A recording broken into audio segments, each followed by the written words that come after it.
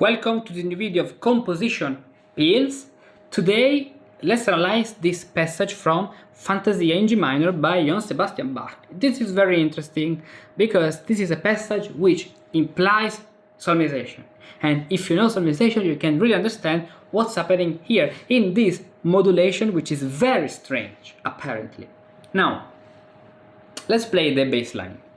I really like this position. I have just to find the best light solution because you can clearly see the screen and you can clearly see the keyboard, and then it's easy to make video like this very fast because I record the video, I just edit with the phone and I upload it. So this is the best solution, but the light should be changed, otherwise you see here. Hop. Now let's play the bass line.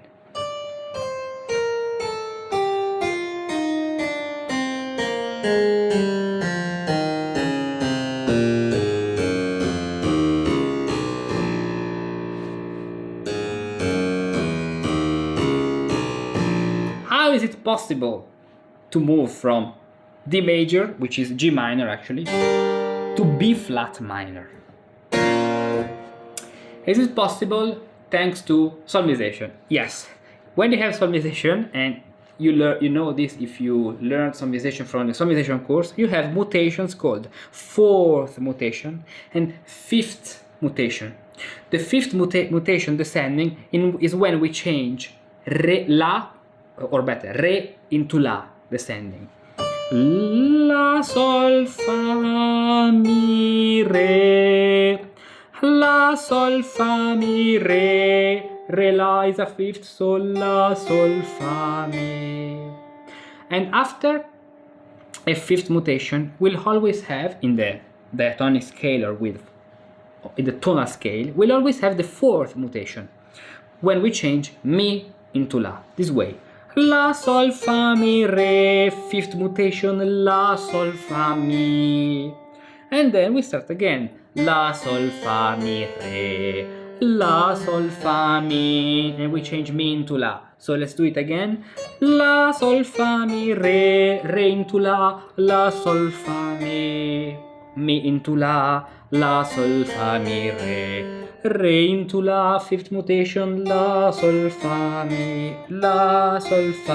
mi into la, fourth mutation, la, sol, fa, mi, re.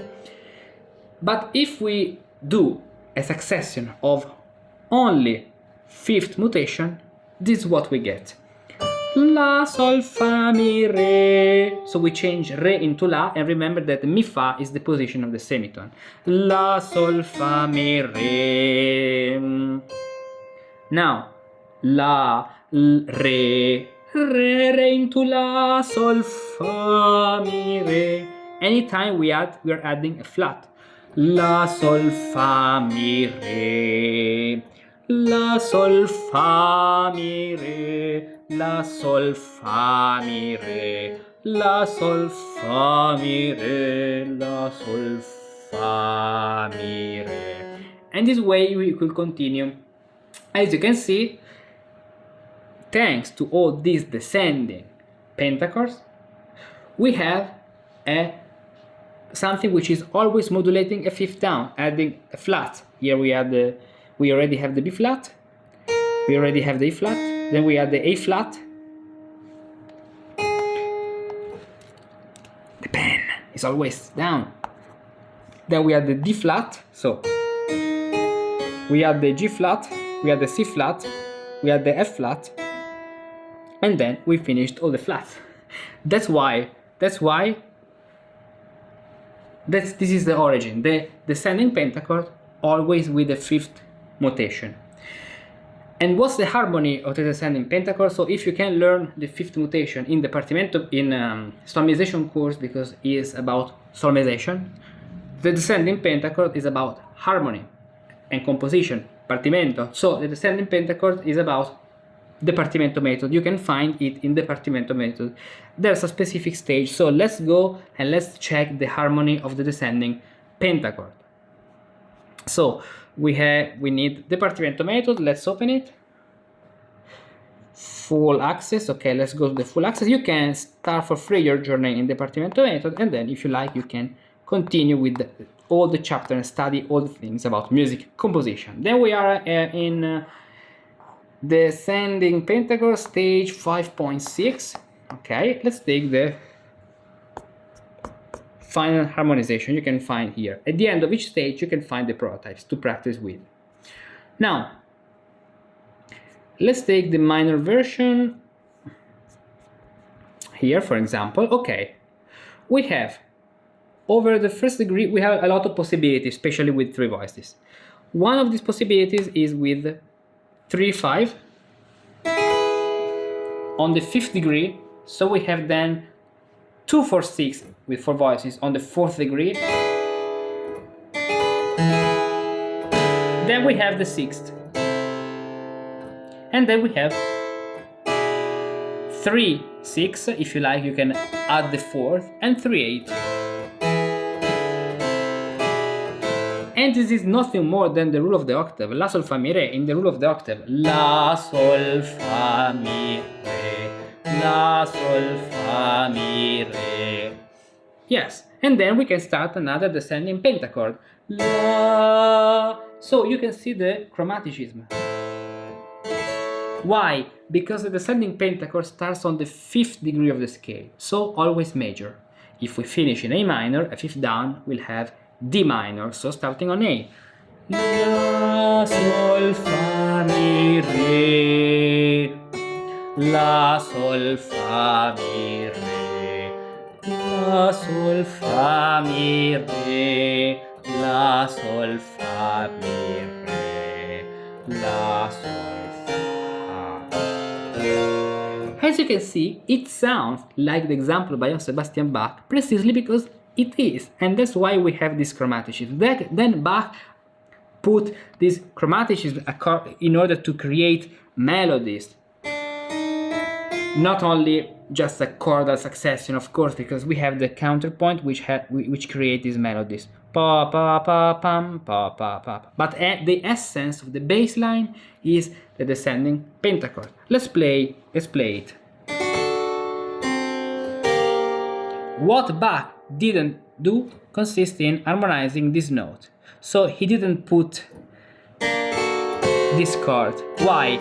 In order to create the ascending chromaticism without something in the middle, because something in the middle will interrupt the beauty of having a melody like this, always ascending and with this beautiful chromaticism. So otherwise we would need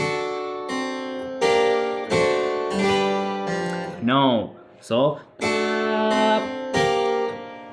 which means that all these notes, which we can call Mi, in these examples in this excerpt are nothing more than passing tones, and it may be La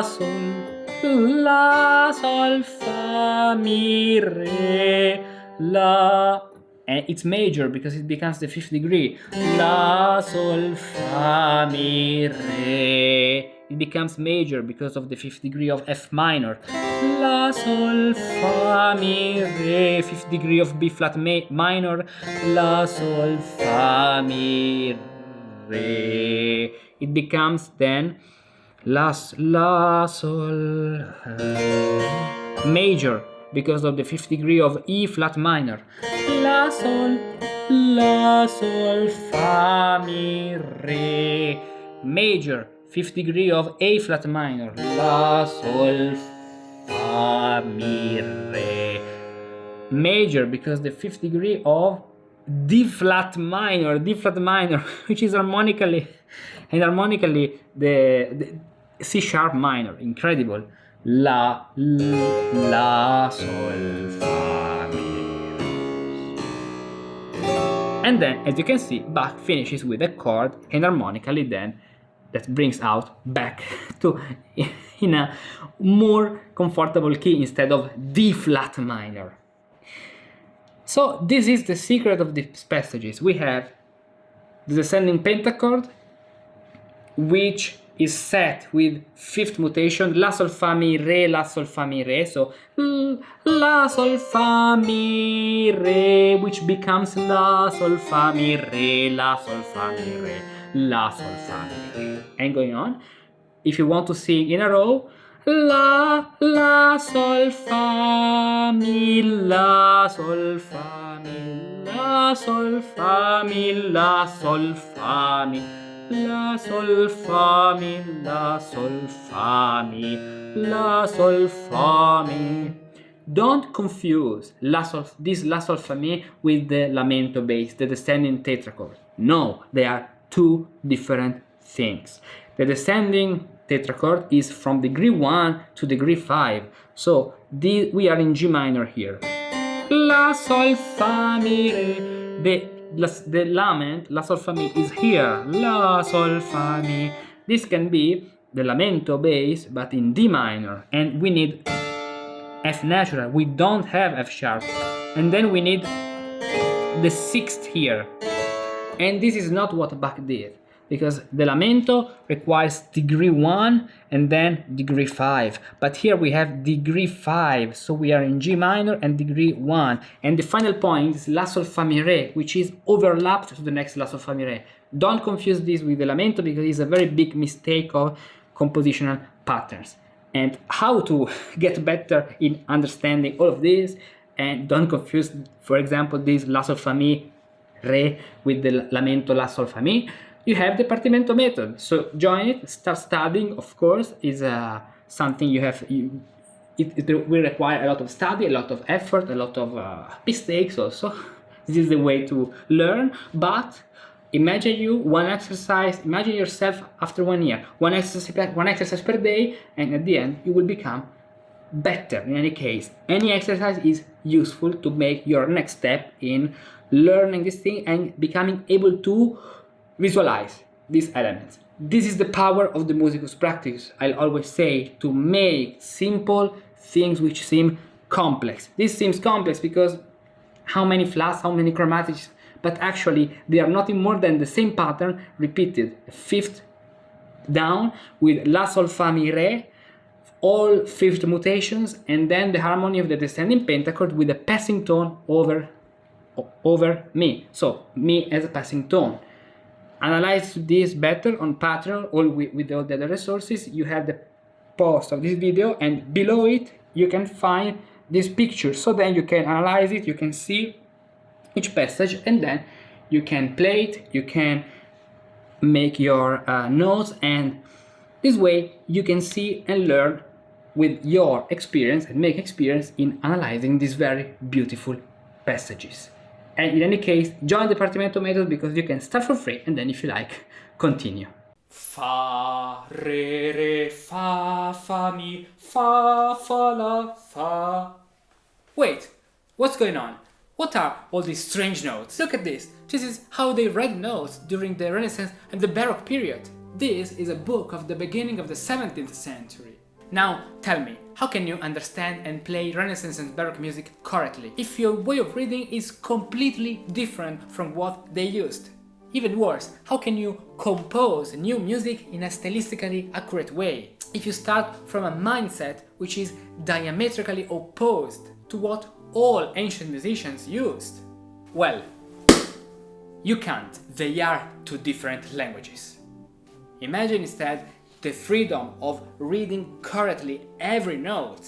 Imagine the confidence to know that that passage you wrote works because stylistically correct to the ancient way of thinking music.